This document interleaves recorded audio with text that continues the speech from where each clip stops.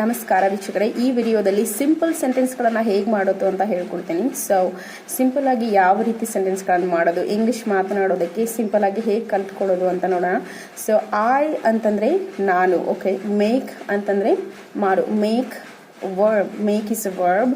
So I make ಏನಾಗುತ್ತೆ, ನಾನು ಮಾಡುತ್ತೇನೆ. ಐ ಡೂ, ನಾನು ಮಾಡುತ್ತೇನೆ. ಐ ಟ್ರೈ, ನಾನು ಪ್ರಯತ್ನ ಮಾಡುತ್ತೇನೆ.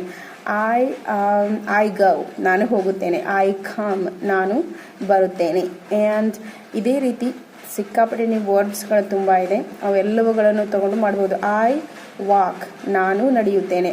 ಐ ರನ್, ನಾನು ಓಡುತ್ತೇನೆ. ಐ ಈಟ್, ನಾನು ತಿನ್ನುತ್ತೇನೆ. ಐ ಸ್ಲೀಪ್, ನಾನು ಮಲಗುತ್ತೇನೆ. ಐ ಪುಷ್, ನಾನು ಒತ್ತುತ್ತೇನೆ. ಐ ಪುಲ್, ನಾನು ಜಗ್ಗುತ್ತೇನೆ. ಐ ಸ್ಕೋಲ್ಡ್, ನಾನು ಬೇಯುತ್ತೇನೆ. ಓಕೆ. ಐ ಸ್ಕ್ರೀಮ್, ನಾನು ಚೀರುತ್ತೇನೆ.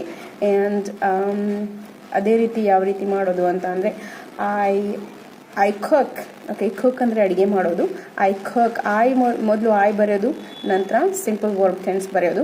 ಐ ಕುಕ್ ಅಂತಂದರೆ ನಾನು ಅಡುಗೆ ಮಾಡುತ್ತೇನೆ ಅನ್ನೋ ಒಂದು ಮೀನಿಂಗ್ ಬರುತ್ತೆ. ಸಿಂಪಲ್ ಆಗಿ ಸೆಂಟೆನ್ಸ್ಗಳನ್ನು ಬರಿತಾ ಹೋಗೋದು.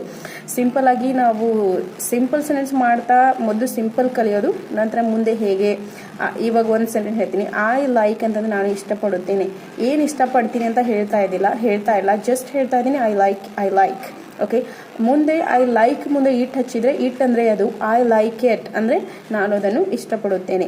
ಸೊ ಇದೇ ರೀತಿ ಮುಂದೆ ನಾವು ಕಾಂಪ್ಲೆಕ್ಸ್ ಸೆಂಟೆನ್ಸ್ಗಳನ್ನ ಕಲಿಬೋದು. ಮೊದಲು ಸಿಂಪಲ್ ಸೆಂಟೆನ್ಸ್ ಕಲಿಯೋದು, ಆಮೇಲೆ ಕಾಂಪ್ಲೆಕ್ಸ್ ಸೆಂಟೆನ್ಸ್ಗಳನ್ನ ಕಲಿಯೋದು. So if you like this video, please like it and also share with your friends, and also please do subscribe, and if you want to say something, comment down below.